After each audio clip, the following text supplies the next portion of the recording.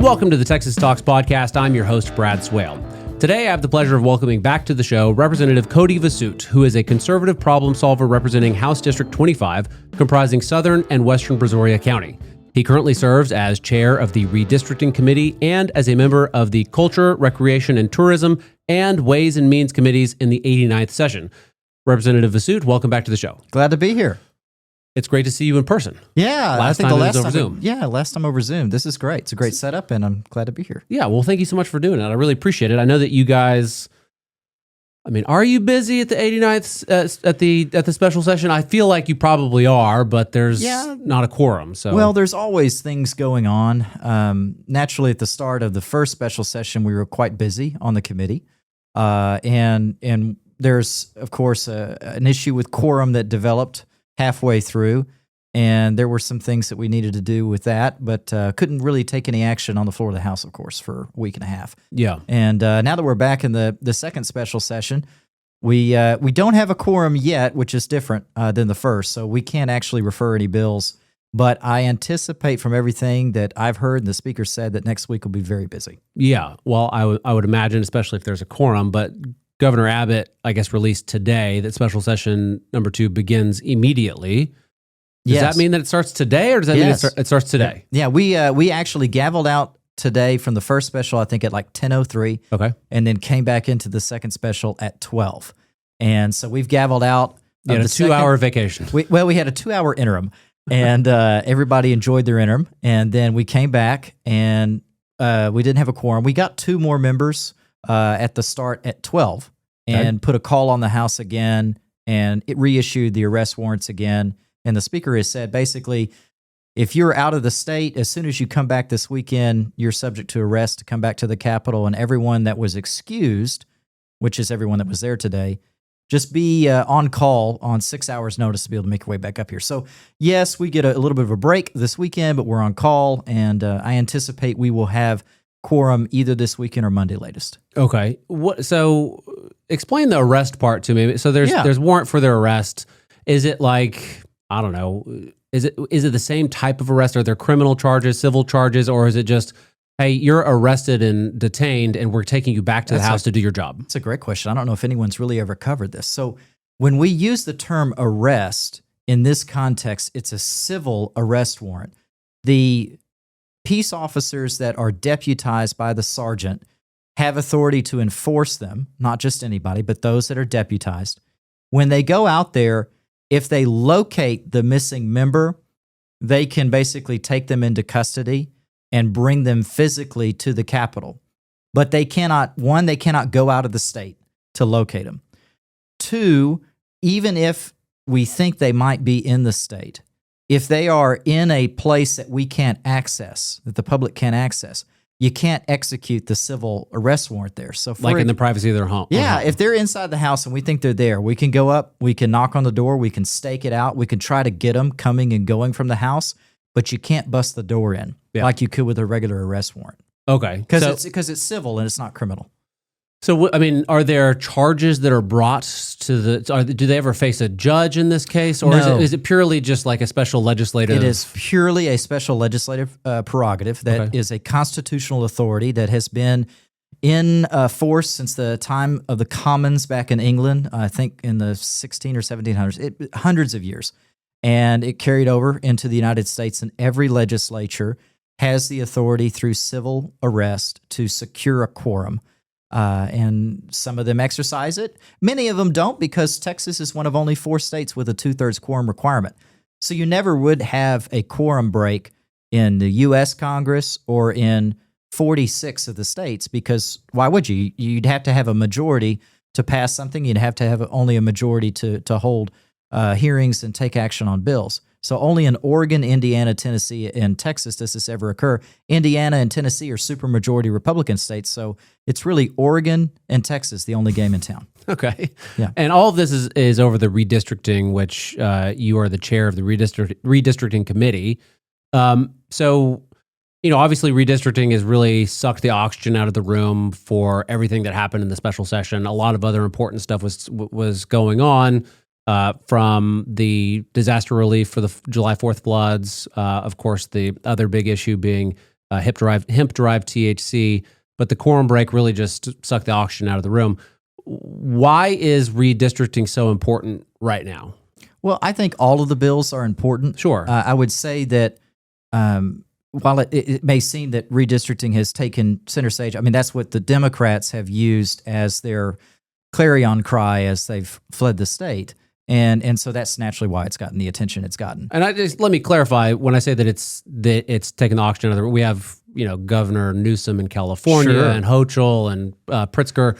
It's been a national story. I think the main reason for that, in my analysis, is because there is a perceived threat to Democratic power. Okay. And so they naturally, being members of the Democratic Party, take issue with that. I don't necessarily fault them with being concerned about losing political power in their mind. But, my position is we have had so many Democratic states aggressively redistrict that really, when I looked at the data going through this process, I was honestly surprised myself to learn how much states like California, Illinois, and New York have pushed the envelope. When I say that, I mean this. There's a difference between the percentage of seats that a party wins in Congress in their state and the percentage of votes that they receive. I'm going to call that the partisan performance advantage. Okay. And so in states like California, in 2024, that advantage was more than 20%. In Illinois, I think it was about 30. New York was somewhere between 15 and 20%. In Texas, it was 7%. Okay. So when you look at that and you look at other large Republican states like Pennsylvania was even less, and Florida maybe a little bit more than Texas, Democratic states, large states, have a 14-seat advantage from partisan performance based off of how their maps are drawn than those large Republican states. And even if you factor this out across all of the states that could redistrict, they've got about an 8 or more seat advantage. Okay. And so going into the 2026 midterm and really going into the 24 midterm and the 22 midterm, Texas has been fighting on a national level for representation in Congress for our Republican values, which is the majority of the state, with a hand tied behind our back. Okay. And so the whole impetus of this is, in my mind, trying to level the playing field. Now, I understand the Democratic argument is they don't like this change. They like the advantage they have, and so they're going to do everything in their power to try to stop that. And that's how it works. But I think in context, really, what Texas is doing is responding to the aggressive redistricting done by Democratic states, and I hope that we can rebalance things and come into the 2026 midterms on a more level playing field. So, yeah, I've seen some of those numbers as well where, like 80, whatever Democrat state might have 80% Democrat representation, but 50%, but, Illinois is 52, I think, 51 or 52% in the popular vote for the Democratic Party, but in the in the map, I want to make sure, congressional map, I think it's about 82% of the seats. Yeah. So there's that imbalance there. Yes. So the gerrymandering happens all over the place. It's not a Texas or Republican value. Gerrymandering is a specialized term. I mean, generally, historically, it's whenever a district looks weird. Sure. I mean, that's the colloquial way I've always thought about it, is when it looks like it's drawn different than a circle or a, it might look like an amoeba as opposed to a square. Yeah. One of the things that I also liked when I saw the proposal for this session is, the Texas map in 21 was criticized. There's actually a lawsuit filed over it. I wasn't, a part of any of that, but we heard a lot of testimony in the field hearings that this map is not compact. You might know in this area, down 35 into San Antonio is a district for Congressman Kazar. Yeah. I think it's District 35. Yeah. And it looks kind of like a suction, thing. It's a very long It's a district, very long and skinny district. Well, in the new one, it's like a circle. Yeah. And so the current proposal, because it hasn't been adopted, I think is more compact than before. So not only do we have an opportunity to address some partisan performance issues with the Texas map, but also some of the compactness issues that were raised in the field hearings, I think, with it. So the importance of it now, if I could summarize, and correct me if I'm wrong, is to more balance the playing field a little bit, like get the representation that Texas deserves, but also in many cases, like the District 35 that Representative Casar has changed that, long snake into an actual more reasonably shaped district.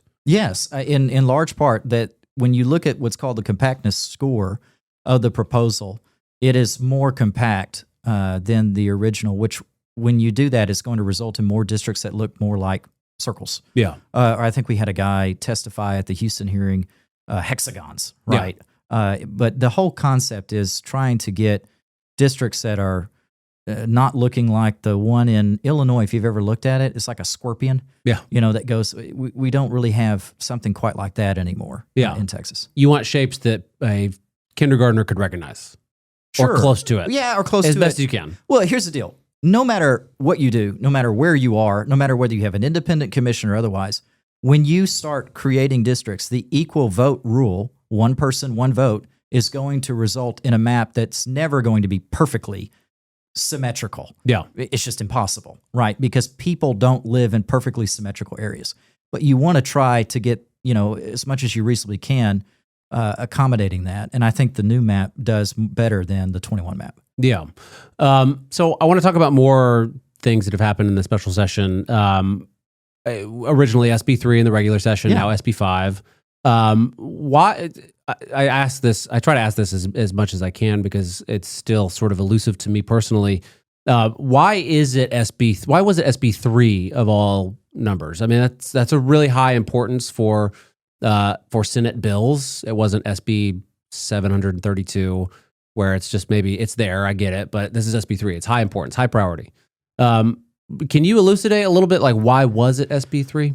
Well, from what I've seen, from what the lieutenant governor has said publicly, is he has seen an issue where you have, whether it's minors accessing these products, or it is products that are not labeled correctly, or products that are more easily accessible, or it might even just be products that are technically illegal under the hemp bill in 2019, but because the market has exploded, they've slipped through the cracks. And it's a concern. And I think that's why it was a priority for the lieutenant governor. And I think that while there's probably differences across the board of exactly how to address this, whether a total ban, a regulatory scheme, different types, a very strong regulatory scheme, a very weak regulatory scheme, I think everyone agrees that it's a problem for minors. It's a problem for accessing it in gas stations. Of course. And it's a problem when you have products that have a concentration of THC that far exceeds what would be in marijuana. I think we all agree with that. And it's just a matter going into the special sessions, how we resolve it. And of course, you've seen both chambers filed, I think, the same bill in the first special, HB5 and SB5. And there was a hearing we were able to do in the House on it because it was referred while we had a quorum. But we couldn't do anything about it because we didn't have a quorum when it came time to report it from committee. And those will, I'm assuming, be refiled. I haven't looked yet for the second, and we'll take it up in the second special session. Yeah, if I'm not mistaken, I think SB5 was very similar to SB3 in that it was a pretty much ban, and it still allowed, I think, CBD and CBG products, but anything with THC was not allowed anymore. I've talked to members of the industry, and they have all said that they've been lobbying for a regulation such as an age gate, 18 and up or 21 and up or whatever the number is. Yep. And for some reason, it has been picked up, but in Greg Abbott's announcement today of the second special session, there is age gate legislation making it a crime to provide hemp-derived products to children under 18. Why do you think that it was? You've been around for a few sessions. Maybe this was not your, your favorite topic. Maybe you had other focuses, I'm sure. None of my committees dealt with this issue. Sure. And yes, some have raised concerns about it back home, particularly law enforcement.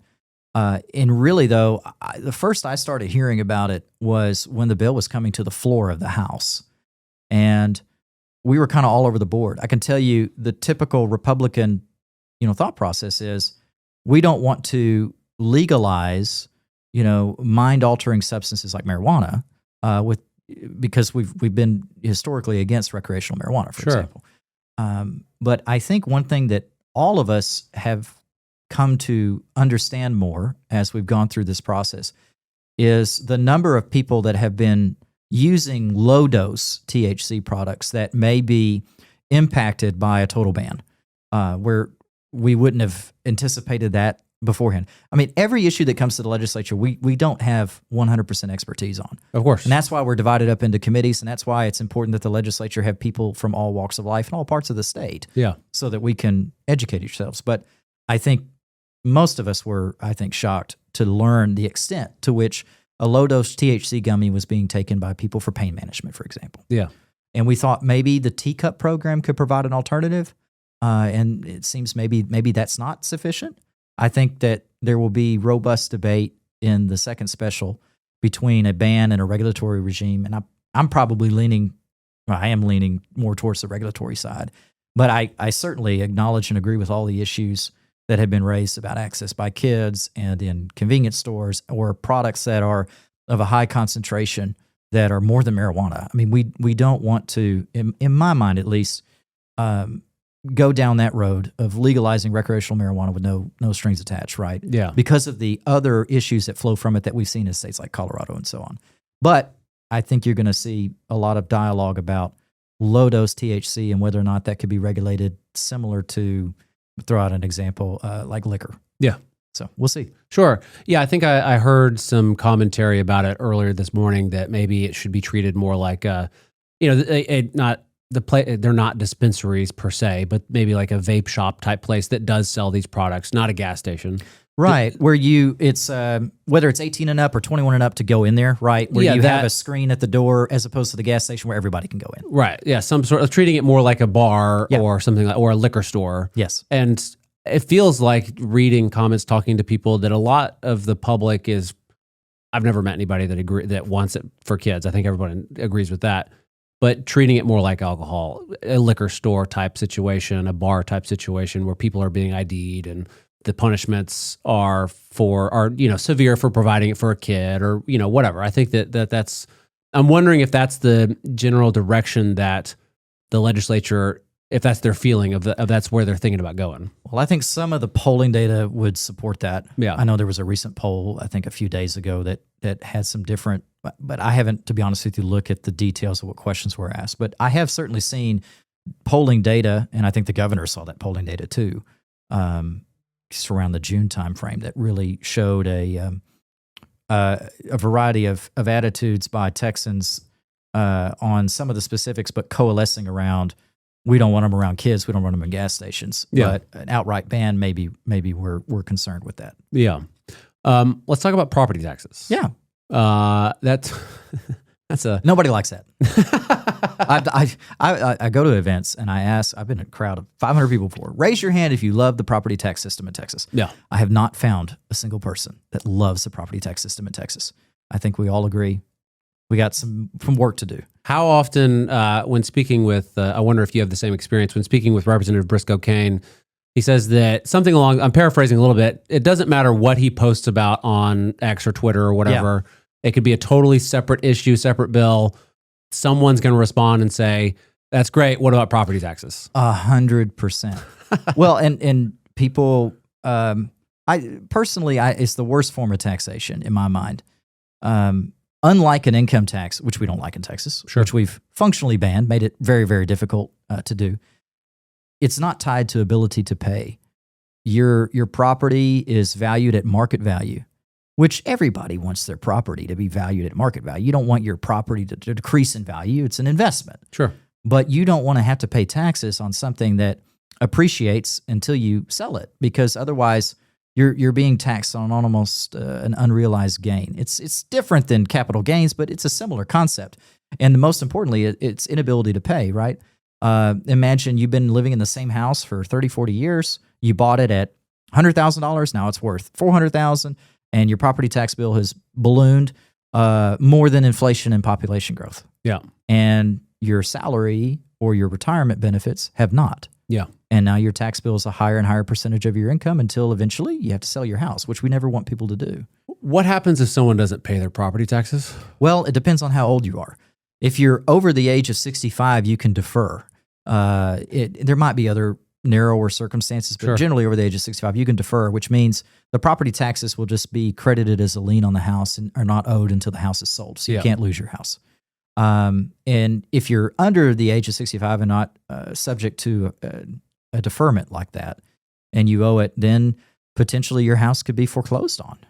And lose your home. And so it's a really big issue and something that we need to tackle as a state. We need to move away from the property tax system and really have a more aggressive dialogue about eliminating, in whole or in part, the property tax system. I'll take any reduction in property tax any day. You lower it $1, I'll take it, right? Because it's $1 saved. Yeah. I really would love to have dialogue about changing the system, though. Yeah. So it sounds like, I'm not trying to put words in your mouth. It sounds like you're sympathetic to the idea that when people say that it feels like I'm renting my house from the state. You are. Yeah. Well, let me clarify. You're not renting it from the state. You're renting it from your various political subdivisions and whoever they may be. Right. Because if you don't pay it, you lose it. Yeah, correct. Particularly if you're under the age of 65 and don't qualify for the deferment. But even that, your heirs, in one instance, are having to pay a rent. Yeah, so someone's going to get paid sometime, and it's you're stuck. You got one side of this equation, which is you only owe property taxes because there's an expense that needs to be paid for by your local government, right? Okay. And so a property tax has to be levied to pay the expense. It could be great things too, right? Sure. Police officer salaries, et cetera, right? So it has to be paid. But how much you spend determines in part how much property taxes have to be levied. So one part of it is controlling spending. And the other part, of course, is controlling revenue, because there are some that they might spend one thing one year and then they want to create new programs and they increase taxes like we've seen in Austin, right? Yeah. And so we have to control the revenue side to a degree as well, both. If you're going to keep it stable, I think those things are fine. I really would like to have the dialogue, and I hope to, in a future session, about changing the system and not just the amount. Yeah, well, I mean, Texans are told, I think, session after session, that it's property tax relief is here and, so much has been done, but then people's property taxes keep going up and they kind of wonder, I don't know, maybe their property taxes would have gone up by more had something not been done, but they keep going up. Yeah, and I think there's some truth to that. I think also we have done in the legislature a lot of work on buying down your school M&O property taxes, where for the vast majority of people, there are always exceptions. Of course. And I'm going to tell you real quickly, academically, the reason there are exceptions is rates are set on the average property value. Okay. You have one rate in common for all the property. Yeah. But you and I have different houses. Yeah. I might have a below average house. You might have an above average house. So even though the rate goes down on the average and that saves the average person money, if you were so far above average, that rate may lower what you otherwise would have had to pay, but you still might pay more. Yeah. Because it's on averages. And but even so, for most people, we have done a lot of work to lower your school M&O taxes. Most of the people that reach out to me back home are paying less in school taxes today than they were 5 years ago. Yeah. I wish it was even lower. And some of that may be offset by local governments, but by and large, it's still lower. And certainly, at least in my neck of the woods, local governments have been pretty good about keeping expenses under inflation and population growth so that most people pay less. Well, welcome to my neck of the woods. I know. I tell you, I'm blessed. Well, I've got great cities back home. They do a lot of hard work, but there are other cities in the state. I'm sure. What is it? I'm sure they're nice people. But some of the ideas and some of the programs that they prioritize are stuff that Angleton, Texas, never would. Sure. Yeah. So, what does it look like eliminating property taxes if that's the conservative dream? And I know there's a lot of conservatives out there, especially in the public, that that's a goal of theirs. They would rather not have to pay property taxes. They'd rather not risk losing their home if some disaster should happen financially. What does that look like? What are the potentials? Man, it runs the gambit. Okay. I'll give you, there's some that argue do a value-added tax. and get rid of all other taxes and just have a value-added tax, which is kind of what they do in Europe. It's at each stage of the supply chain. It's a little bit of an incremental tax. However much you add value to a product, you get taxed on it. So the sales tax right now is just at the end. Yeah. Value-added tax would be at each different stage. And if you set it at a certain percentage of the economy, you could theoretically maybe provide the same revenue. There's some simplicity in that. There's some issues maybe. What if you don't have economic activity the same across the state? Some areas that don't have a lot of economic activity would lose out on revenue and not be able to provide services. Maybe it's not fair or balanced, and so you'd have to probably tweak it. I mean, one option you could do. Here's what I've tried to do is, I think the legislature, until it is put in a box, put in a corner, is not going to be motivated to make the hard decisions to change the system. So I've always done a fiscal cliff model, which is the entire property tax code is repealed in 10 years. Yeah. And you get 10 years to figure it out. And then you either make a decision to reenact the whole code or less of it. But you're going to have to take that vote. And do you really want to do that? So one thing you could do is, if in studying all the alternatives, you realize for one class of cities or one class of municipal utility districts that really the property tax is the only thing that can provide the revenue, then maybe for that area, they can opt into a small property tax. Yeah. But for the bulk of the state, maybe you can switch to either a sales tax that is slightly higher in rate and broader in scope, but would bring in the exact same revenue as the property tax. Yeah. So revenue neutral. There's a host of options that you can do and that you can study.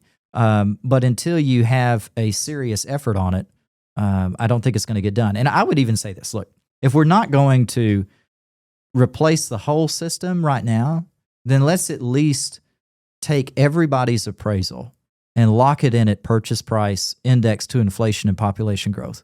So that, I mean, if you're going to have a property tax, which we don't like, at least you don't have to fight your appraisal every single year. Yeah, I've always thought that, whatever, you buy your house at whatever mortgage rate, and the property tax, you plan on that, and you think, I can afford that every month. It's budgeted. Yeah, it's budgeted. And if it was locked in at that price, then you know what's going to happen. Nothing's going to change. Maybe your property value goes down, but you're still locked in at that price. Yeah. I would maybe argue, okay, we'll lower my property taxes, but at least that way people know what they're paying and it's not going up. And that seems like a more fair system to me. Oh, sure. And since we provide an adjustment for inflation and population growth, it still provides the revenue that you would need to maintain the same level of city services. Yeah.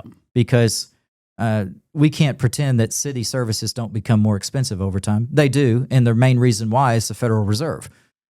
I mean, frankly, yeah. We don't have a currency that holds value every year. It depreciates. Well, the currency depreciates in value, prices appreciate. That's inflation, right? They're quantitatively easing my purchase power. And their target is what, 2.5%? So every year we expect your purchasing power to go down about 2 to 2.5%. Of course, in recent years, that was significantly higher than that. Yeah. But that means that we need to adjust the salary of our cops on the streets by about 2 to 2.5% every year just for them to stay even. Yeah. And so you're always going to have some adjustment needed.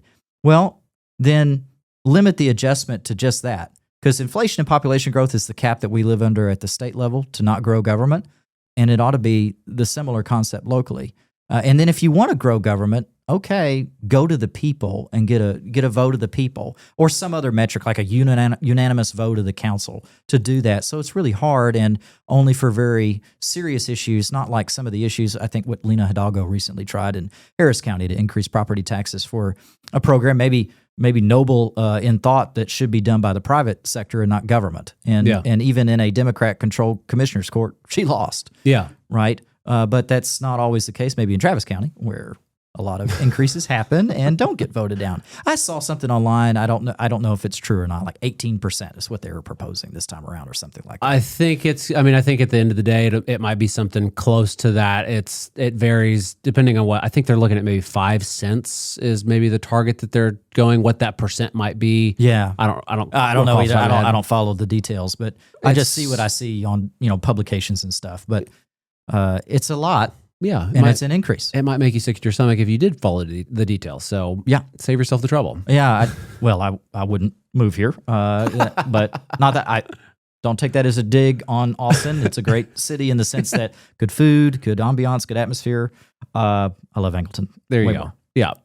So I want to talk to you, just get a little bit wonky for a minute before we sign off. I want to talk about M&O, maintenance and operation for debt service and bonds. You're being on the Ways and Means Committee, as the chair of the Ways and Means Committee. There was an interesting interaction. I think it was the Austin Chamber of Commerce, and there was an issue of being able to, I guess there was a bill that was filed that would stop cities from using maintenance and operation, just general property tax revenue, I believe, and sales tax revenue. General property tax. General property tax revenue. Called maintenance and operation tax. Yeah, maintenance and operation tax to service bonds. Right. And Austin Chamber of Commerce was saying that they want to be able to do this, and here's why. And your response was something to the effect of, so you guys want to do something illegal. Yeah, my view is the law is pretty clear that you can't use M&O property tax to pay debt service, which is supposed to be funded by INS property tax. INS being? I think it's interest and sinking fund. Oh, okay. It's the debt, the bonds, right? Yeah. Well, what they argued, I think, in Austin was they got voter approval for some project to fund it over a long period of time, like dedicating their M&O for this project. Well, when you dedicate revenue for like 30 years and then eventually it stops, that's basically a bond. Yeah. And so when they did it that way, in my view, and I think in the view of many representatives in courts, I would hope, I don't know, I haven't followed any litigation on that very detailed, but that's effectively trying to get around the M&O INS distinction. And one of the main reasons is your M&O is supposed to be for ongoing operations every year. Yeah. And therefore fluctuates. Your INS is supposed to be only the amount necessary to pay for bonds that are either approved by voters, where it's very clearly stated, this is a bond, these are the terms, it'll be paid back at this time, it goes to the market, et cetera, right? Very transparent. Or for certificates of obligation, another bond that can be done for narrow projects by cities, of which my understanding is the way that this was scoped wouldn't have qualified. Yeah. And so you have various rules in place to protect the integrity of that INS, that bonding process, that you keep them separate so that you can't just bypass it by doing an M&O program like they tried with Project Connect. Yeah, so I think that I think it failed in the regular session. It was, I think, maybe somewhere in the special session. I think it's being reintroduced by Representative Tepper in this special session. I mean, how do you feel about the chances of that going forward? We'll see. I haven't analyzed in detail all of how the wording is under the second call, because we have rules about what bills you can take up in a special. The governor gets to generally set the agenda, but not the details, if that makes sense. He could put something on the call about property taxes, and if it's that broad, then probably an M&O type bill might have a shot of coming to a hearing. But I'd have to look at the details. Another practical consideration is the time. We only have 30 days in a special session. So the volume of bills tends to be significantly lower. And usually what happens is only some priority legislation gets taken up in a special. Anything could change between now and Monday, Tuesday, or Wednesday. So I don't know whether that bill is going to get referred or moved for any of those reasons. But I certainly would vote for it if it came through. I mean, we voted it out. I think we voted it out of committee the last time. I certainly would have voted yes. I think it voted out of committee, and I maybe got stuck in calendars or something like that. I think it got stuck in calendars and was not brought up for a full vote, as my understanding. All the meetings run together, but I think you're right. I think it was in May when we got it out of committee. Yeah, there you go. Look at you. Well, Representative Cody Vasut, is there anything else that you wanted to mention before we sign off? Any thoughts about this second special session? Well, I hope we have quorum this weekend or on Monday. I'm ready. I'm ready to get to work. I'm a huge believer that when you sign up to do this job, it's a sacrifice you should be willing to make. And when the governor calls us, the Constitution says we shall meet, and the House rules that everybody agreed to, that the Rule 5, Section 3, I think A, has been the same for decades. No member shall absent himself from the sessions of the House except without permission from the body. And so we're supposed to show up for work. And when I talk to people back home all the time, they're like, you mean to tell me that somebody can be in a position and get paid and then not show up for work and not get fired? And that just blows their mind. But that's where we're at. Now, I hope from everything that's been said, we'll have quorum on Monday. And if so, let's get to work. Let's get everything done. But if not, there's got to be accountability. And so we'll see. I'm anxious to see how Monday unfolds. Yeah, well, I wish you the best of luck with that. Is there any social media or website that you wanted to plug?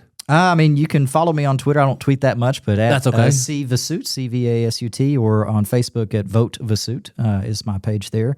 I try to keep my people informed and interact with them and answer questions I can to the extent I'm able to.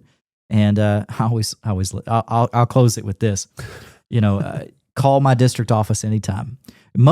We talk about a lot of issues, even the ones we talked about now, and that's when we're in session, when we're tackling those bills and that's public policy. But the bulk of the time, we are just in district. I'm living under the laws that we pass, and my district office is here to help my constituents, as are all the district offices of every member. So if you ever have a problem with your state agencies or question, reach out to your representative's district office. Please do that. We'd love to hear from you. We'd love to be able to serve you and help you with problems 24/7, 365, because we're only in session for a brief period of time. We're at home for the bulk of it. Yeah. Well, Representative Cody Vasut, thank you so much for your time. I appreciate it. Thank you very much.